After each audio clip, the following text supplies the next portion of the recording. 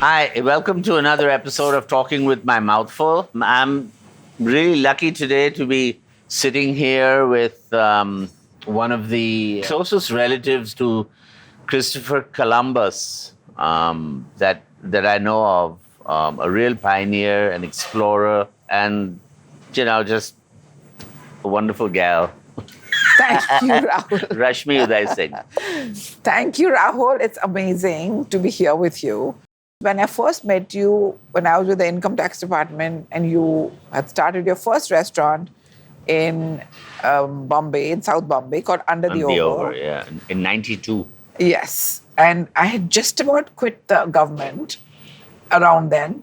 And I love the fact that you were such a carouse. Carouse. Yeah. You were just like not bothered. Food critic of bap. Take it or leave it. I love that because I was so used to so much of obsequiousness in the government from, I was assessing Tisco, Telco, Hindustan Petroleum, Lata Mangeshkar, builders. I was so used to so much of, obsequiousness that I was really happy to meet you, the great Carouse. And now happy But to Carouse, why?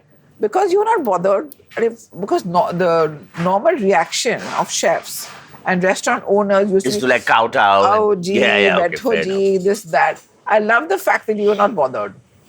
It was great because I love Which is actually true. I never cared. In fact, even when we finally opened Indigo, I used to get, and it was all buzzy and everything happening. I used to get calls all the time saying, we want to come interview you, we want to come critique your food, or we want to come and interview you and talk about your food and all. So I said, sure, come. So it's like, when should we come? And my answer to them was, whenever the heck you want. Yeah, see, there And you they are. said, no, you don't understand. We want to review. I said, I understand perfectly well. You're asking me because you want me to invite you, wine and dine you, and then you write all these beautiful things. I said, that's not how it works. The way it works is that you make a booking like anyone else. You come to the restaurant like anyone else. You get seated like anyone else. You order off the menu like anyone else. You eat your food like anyone else. You pay your bill like anyone else. And then you write what you want. And nobody understood this. But And- I not only understood it, I appreciated it. But seriously, Rahul, I have to tell you that when I started writing about food writing was considered lowbrow. I actually had a friend of mine who called me up and he said, what is the matter with you? Why are you writing about this rubbish brownies when you've done your LLB, you've done your Masters in Management, worked with the Indian Revenue Service? It was considered completely lowbrow. And I'm really, really amazed at you because you made history. I know this is supposed to be an interview or whatever, you're supposed to ask me questions, but I have to say that because I've been tracking the history of restaurants in India, especially in Mumbai, it was amazing because when I started writing, they were either five-star hotel restaurants Right. or they were Iranis. Okay, like in Delhi, there were dhabas or five-stars, there's nothing in between. Yeah. And there were a few, there was like Just Gaylord. China Garden and There- Khyber. Gaylord and those kind. But you came along and challenged, okay, the five-star legacy, the five-star supremacy or whatever it was. And that was amazing. And you single-handedly, I think, put our standalone Indian restaurant on the global map. And I was really happy to meet you and to know what a carouse you were. And you still are. I don't know if it's carouse or like just not thinking bigger picture, maybe. No.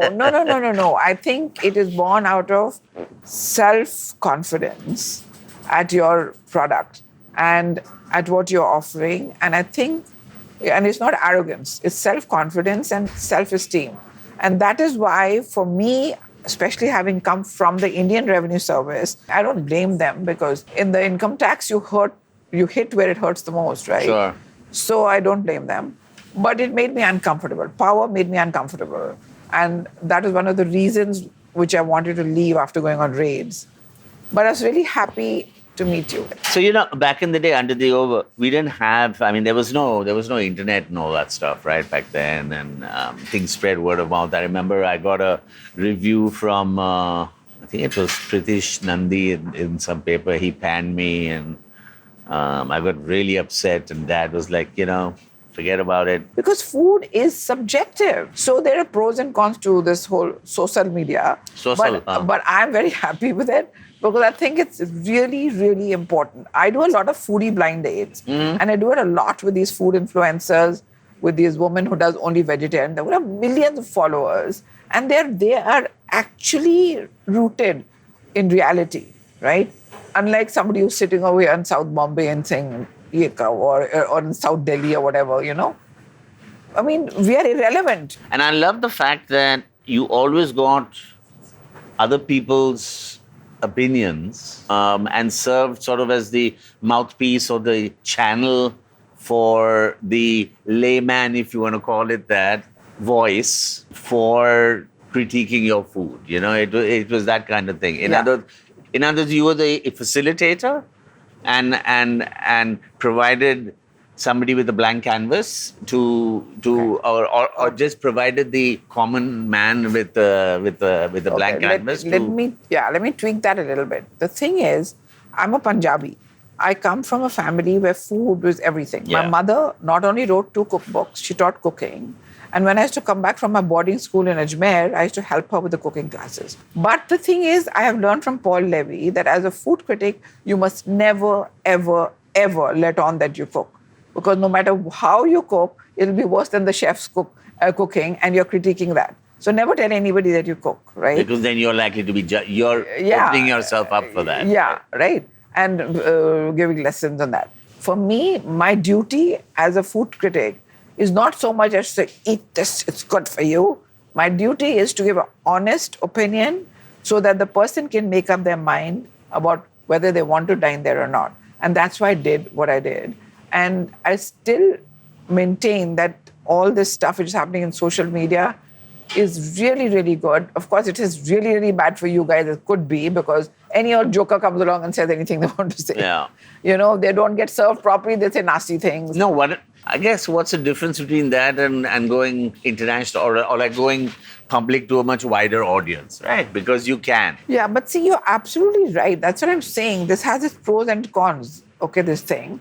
Because it's some little twit comes around who has like 10 million followers and doesn't know anything doesn't even know, for example, what fettuccine is, right? Yeah. And shoots his mouth off because you didn't give him a free meal. Correct. It's tough. It's tough for you. It's happened. Yeah, it happened. has. It's happened many times. See, there you are.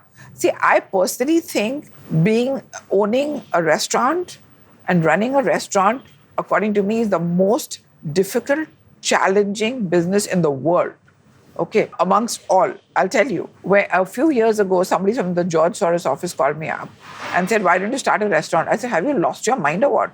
I mean, you need 18 licenses. You have to deal with your cook, your chef, your 10 million staff, your waiters. One day the cook has a fight with his wife, has a hair in the food, some pesky food critic lands up. Hello? Yeah. It's all out of your control. Too many moving parts. Yeah, it's all out of your control and you're responsible for it. It's the most difficult thing to do. And now, of course, with this social media and this and that and the other, it's even more difficult. I think it's the most difficult business in the whole world to run because there's nothing in your control. Nothing. Yeah. Tell me, you've been following now really closely, probably one of the few people who have done it systematically and in great depth also, our evolution here in this country on the whole food scene, right? Yeah. I mean, I remember 20 years in the US in the 70s and 80s, or maybe it was 80s and 90s, where they went through the whole revolution. And they went from just boring restaurants to the whole evolution of like haute cuisine down to food on the street, but everything got refined and everything else. Do you find we've gone through a similar evolution here, or you find that I feel it's been a little bit staccato in that people have traveled, they see a great idea, and then they try and lift it lock, stock, and barrel and bring it here, right? Doesn't always work that way, doesn't it? Yeah. See, like I was telling you before we started recording, that about 10, 15 years ago, the BBC I trained with the BBC 1 month in White City in London. So I knew a few of those fellows. They came down to India and they interviewed me about what they call the restaurant revolution in India. Why and how come suddenly there is this restaurant revolution? And the thing is, there's so many things which happen simultaneously, right? Suddenly there was a burgeoning middle class, right? So there's more income. There were also dinks, double income families where there was a need to eat out, okay? There was also travel, there was internet, there was television. So there's an exposure to the world flavors. So actually, we don't know what came first, the chicken or the egg. Whether you guys brought us international flavors or we asked for them because we traveled, but it all started happening together. And so happened this so-called revolution. We still have a long way to go. Sure. Long way to go. But also, I know that we are moving at very rapid paces, not just in Mumbai and Delhi, but also other cities and even smaller cities, smaller towns also. There's a lot of interest in food. Again, it's because of the internet, right? Which is, boom, open up everything. And I think it's great. It's wonderful. The only sad thing I feel is that slowly this whole global thing, all the food will taste the same. Yeah. We'll miss out on the regional. I just came back from Korea, from the Asia's 50 Best Restaurant Awards, and insisted on going to local Korean, not to all these fusion and, modern and contemporary and all that. I wanted to just get at least the local flavors. But you have kept a lot of your local flavors, and I love that. Yeah, and by the way, I play with it. I Yes. don't, it's not in everything I do, but I it's know, there. But it's there, and that's important. In all your exposure over these years and the being on the World 50 Best panel and getting to meet and hang out with all these guys, what does it take? Or do you see that there's some common trait in all the great chefs of the world? Do you think there is something that makes them, that is the sort of underlying chef-like essence that they all possess? Is there a common thread? And the reason I'm asking you this is because it's something that I think kids today need to know what it takes to be a chef. People come out of culinary school today or out of hotel school and they, 1 year in, half year in, they've jumped 20 restaurants already, working a month here, 2 months there, 3 months there. And all of a sudden, in 2 years, I'm a chef. I want to run my own place. It doesn't work that way. Everyone talks about putting in the time, putting in your dues and all that such. And so I was wondering that from your experience, is there something that all these guys have in common that allows them to have reached where they have? I wish I could find a common element to share with you. As chairperson of my region, of the world's 50 Best for 17 years, I've been really, really blessed to be in close contact with all these guys, from Farhan Adria, El Bouilly, to Massimo Bottura, who is actually the one who I absolutely adore.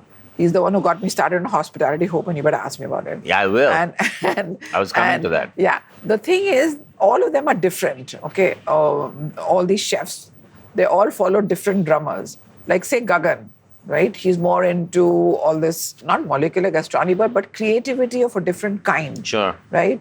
Whereas Massimo Bottura interprets his Italian traditions in a different way. So everybody, but I think from what you're saying, what maybe we could say, what knits all these great chefs together is their passion, okay, for excellence in whichever route they're taking. They just want to keep at it and get into excellence. What I find very, very admirable about, say, Jose Andres or Massimo Bottura is they're not just into making a great restaurant and cooking, but they're also using their celebrity to make the planet a better place. Sure. Okay, like you are too. And I've actually volunteered as a waitress for 1 week in Massimo Bottura's restaurant called Refettorio for the Homeless. It's an amazing concept. Oh, nice. Okay, he has these refettorios in London. I went to London and I worked as a waitress about 5 years ago. So they're also kind of giving back and doing stuff. So, but I think basically it's their passion for excellence. It's not about what they've studied or whatever, and their persistence and their complete endurance, like you have been through so much. And I think that is what has really helped each one. My thing is, how do you tell people in this industry above all As you said, it's like a sucky industry to be. It's a thankless industry. Yeah. Let's Very be let's tough. be let's be honest. Yeah. You're on your feet, Yeah. like 16 hours a day. Yeah. You work when everyone else plays, and you spend the rest of the time gearing up for that. Yeah. And all people do is bitch at you and say, yeah, this is not cooked right or that is not right. Judge, jury, hangman. Yeah, I mean, exactly. please. So how do you tell young people coming in that, I'm sorry, you have to take it, you have to listen to it, Yeah. you have to embrace that and just keep absorbing it over the next 8 years before you can call yourself a chef? Absolutely. See, that's what I'm saying. It's the toughest business in the whole world, according to me, right? The toughest. You have a factory, you're dealing with the workers. Sure. Period. Okay. And the marketplace. But here, there's so many moving parts which are out of your control. It's impossible.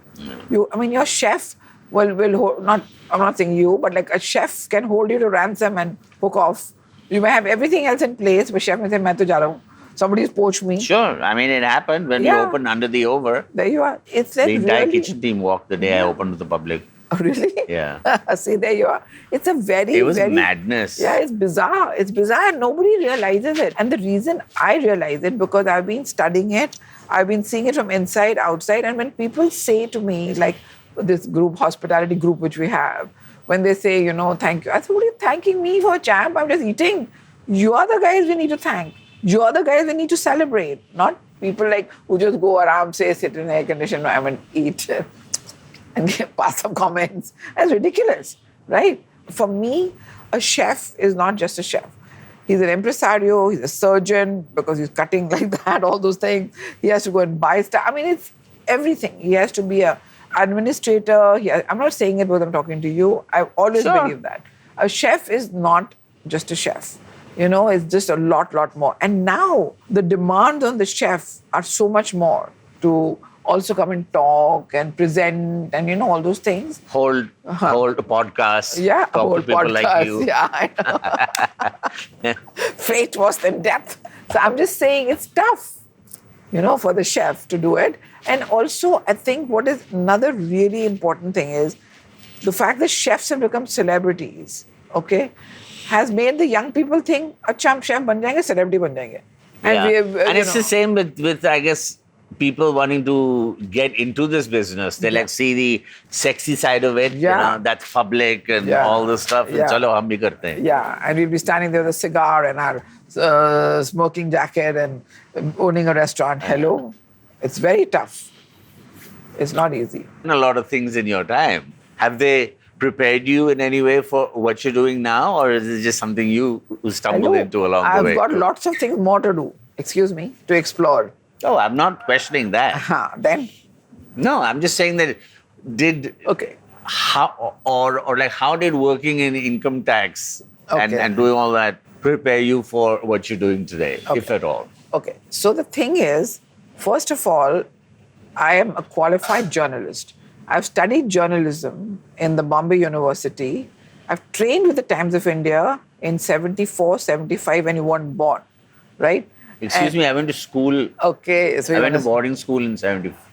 75, I finished. Okay. So, but I trained with the Times of India and I studied journalism. Yeah, okay. So you have a few years on me. So I'm a qualified journalist. All right. And I just stumbled into the IRS. My whole life is like this, where I get into the right thing or the wrong thing for the right reasons or whatever. My mother wanted me to get married, all right, to some fat, rich Punjabis who owned factories. And I was very crazy in love with my husband, who is 2.5 years younger to me. And I didn't want to get married to fat, rich Punjabis. I didn't know how to get rid of them. So I thought, might as well take the IAS exam. It takes 1 year from the time you file, you fill in the form to the time the result comes. And so to answer your question, did it prepare me? I think everything which happened, especially the negative things, were when what the Bible says, a small door shuts, a big door opens. Right. My last posting was as Director General Shipping and a Deputy Director General Shipping in Jahaz Bhavan, which is an IAS posting. And my Director General was horrid, like your whatever he was. And I just said... He wasn't horrid, he was just... Anyway. Whatever. So I just decided I've had enough and I quit. And the day I quit, 2 days later, I got a call from Meenakshi Shetty of the Times of India to start their restaurant column. They didn't have a restaurant column. I said, babes, I can't write it every week. She said, why? You've been writing through your tax days. I was writing through my tax days. So I said, because I write quasi-judicial orders which go up to the Supreme Court. Please find enclosed herewith therefrom. Completely unequivocal. Then I thought, nobody reads this newspaper. Let me just do it. It was called The Independent. So you mean when you do your food review, you don't do the necessary and oblige? No, I don't do the necessary and oblige and please find. Anyway, so to answer your question, to come back to it, everything prepared me to look forward to something more and exciting. Like I wrote the world's first vegetarian guide to Paris. Yeah, that was amazing. India's first restaurant guide, city restaurant guide. It's very exciting to go into territories nobody's been to. Sure. Right? And nothing can prepare you for that, as you know. Right. This the whole sheer thing of exploring, like coming back to Columbus, is exciting. For sure. Tell me about Hospitality Hope. I think it's an amazing thing. Thank you. What you're doing. My What you've managed to do is to put employers and employees together on a platform. I'm trying to. How's it doing? Okay, so I'll tell you, when I was in the pandemic, I started posting little things on my little Instagram called job alerts. I actually got, they're from India. I got lots of people asking me to put it in free. I never charged anything. Right. From Gramercy Square. Oh, really? Yeah. And I posted that, and then I had this Indian chef call me up and say, "Arey, hamara bhi karo, aise bhejo to sahi." So then I thought about it, and I thought, now that I am getting old, I need to do something to give back to the industry, which has given me so much love and so much of caring over the last so many years, right? So I figured I should do something from my savings. No sponsor, no revenue model, no subscriptions, no fine print, nothing. Right. Just use my savings. And because of being 17 years with the World's 50 Best, and I'm still part of the family, I'm still welcome back. I have a special sofa with VIP written on it when I go back for the awards. So I thought this is the time to do it. And also, simultaneously, I got an invite from Will Guidara, the original owner of 11 Madison Park, to present Hospitality Hope year before last at his conference in New York. Okay. But 2 days before, that was 17th of September, 2 days before that, I had to have a cancer surgery. So I couldn't go. So this year again, he invited me and they said, I'm not going to the doctor, I'm going. So I went. And the thing is, it may sound like a Mother Teresa project that I'm trying to connect the young ones to get stages and, trying is the word, okay, to connect the world. I'll tell you why also. How's it been working so far? Yeah. So what happens is that while I get these magnificent testimonials from Alex Atala in Sao Paulo to Yoshihiro Narisawa in Japan, Massimo Bottura started me on this. Right. He said, do it, baby. He sends me lovely Italian messages all the time. He's just amazing. So I have all these guys with them, even in India, like you, I have great, great support.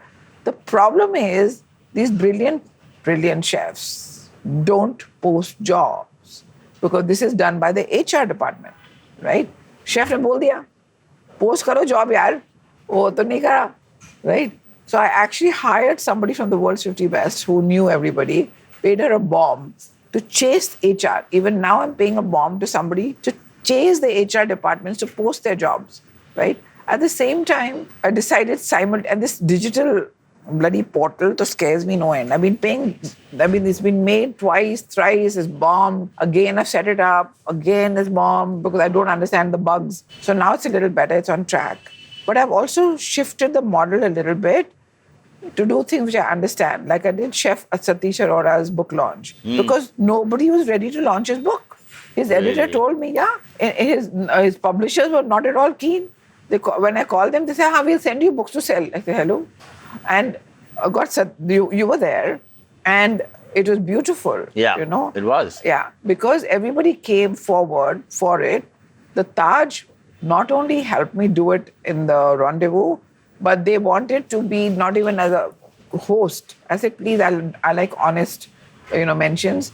They said, put us as a venue. I gave some amount, but it was just completely complimentary and for the industry. So I think it's really important that there has to be a signal of hope, right, a signal of sunshine, a signal of joy in this crazy dog world. I'm not being judgmental. But I agreed to do the award so I could introduce this category, brand it hospitality home, for the small little restaurants which are family run, which can't afford to pay the Sure. registration fees. And so I gave this award to Saiba.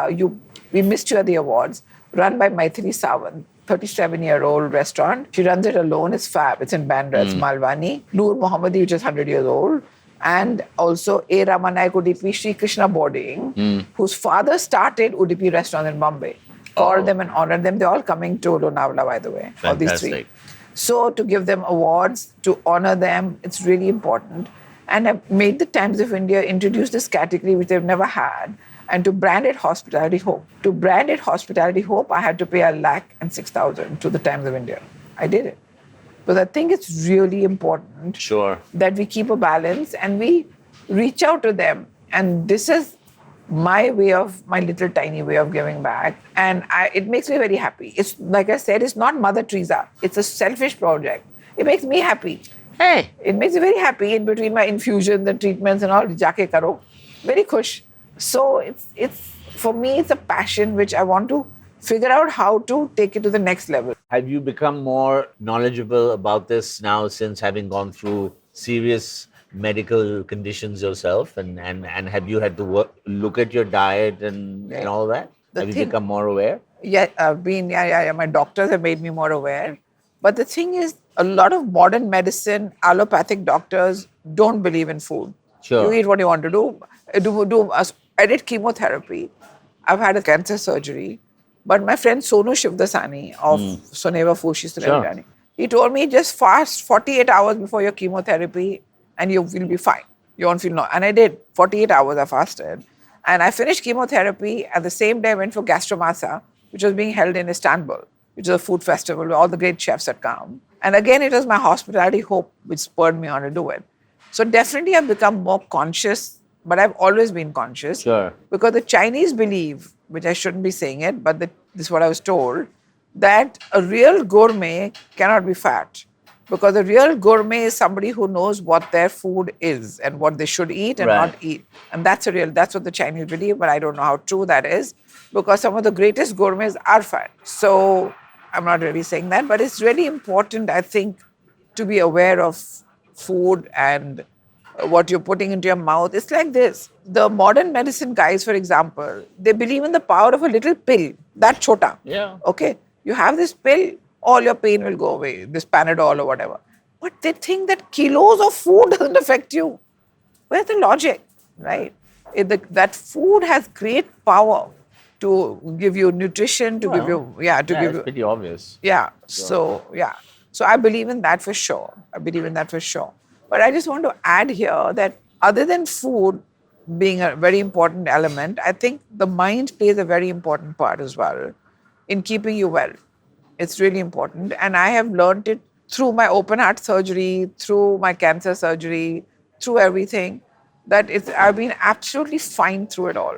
Because your mind is very powerful and it keeps you well and it keeps you going through everything. Yeah, well, I mean, that's very clear. Is that, I mean, I look at my mom, she's 93. She does, and she's got more energy than I do. She leads a busier social life than me.